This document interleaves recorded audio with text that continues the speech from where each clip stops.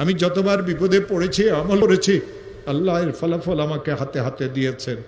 এই পর্যন্ত সারা পৃথিবী থেকে 10 লক্ষের উপরে এই আমল করে যারা আমার কাছে ফোন করে। আফ্রিকা থেকে, আমেরিকা থেকে, লন্ডন থেকে 9 লক্ষের উপরে তো মানুষেরা এই আমলের শেয়ার করেছে।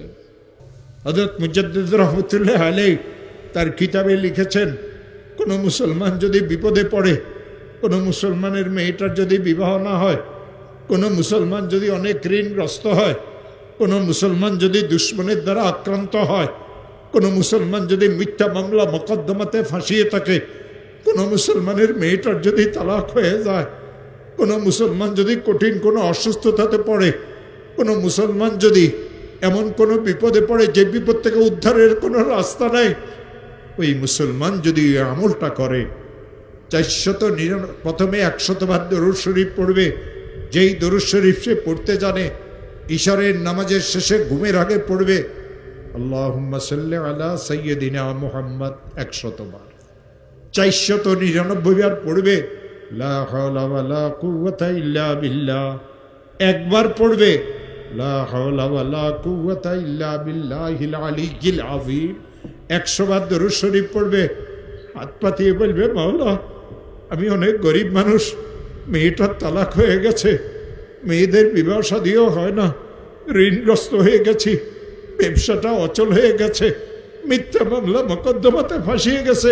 যত কঠিন বিপদে হোক না কেন, যত কঠিন বিপদে পড়ুক না কেন, আমার মওলা বলেন ওয়ামান ইয়াত্তাকিল্লাহ ইয়াজআল লাহু মাখরাজা, আমি তার জন্য উদ্ধারের রাস্তা করে দেব। ও আমার প্রিয় ভাইরা, এই আয়াত আল্লাহ সূরা তালাকে নাজিল করেছেন। কেন সূরা তালাকে আয়াত নাজিল করেছেন জানেন? ইসলাম ধর্মে সবচেয়ে নিকৃষ্টতম জায়েজ হলো এই তালাক। এই তালাকের কারণে 2টা পরিবার ধ্বংস হয়ে যায়, মাসুম বাচ্চাদের জীবন ধ্বংস হয়ে যায়। এই তালাকের কারণে মানুষদের অবস্থার এমন সৃষ্টি হয় যে সে বর্ণনাও করতে পারে না। বড় বোনের তালাক হয়ে গেল, ছোট বোনগুলি বিবাহ আটকে গেল। নিশ্চয় মেয়েরা খারাপ, নাইলে কেন তালাক হইল? জামাইকে দেখতে তো অনেক ভালো লাগে।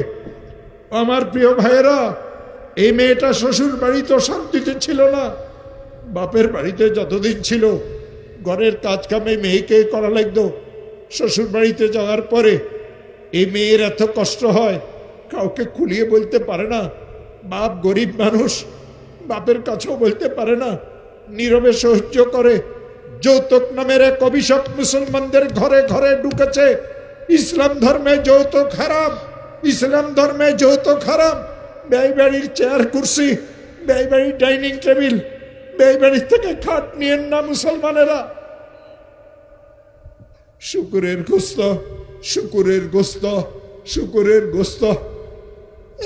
যৌতুকের অর্থ আর মাল এই 2টা সমান।